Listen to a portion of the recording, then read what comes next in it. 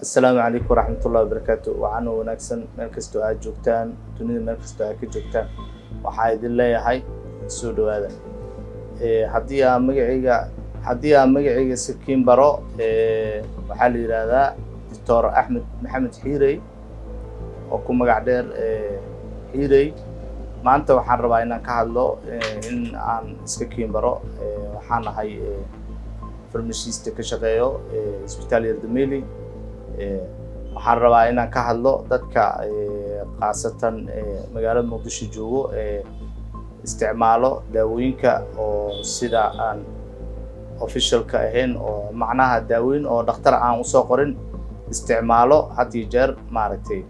dadkaas oo laba qayb u kala baxo qaasatan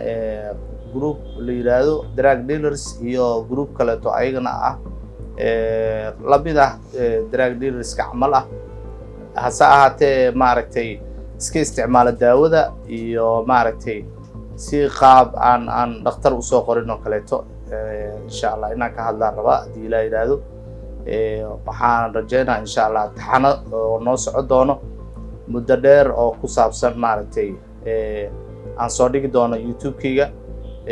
Kidiyo official meeshaas ayaad hadda kadib kala socon doontaan insha Allah taala maantana waxaan rajeynaa insha Allah inuu noqdo isbarasho iyo maaragtay soo dhaweyn idinkuna waxaan idinka rajeynaa insha Allah inay soo dhaweyn doontaan billahi tawfiiq wasalaamu calaykum waraxmatullaahi wabarakaatuh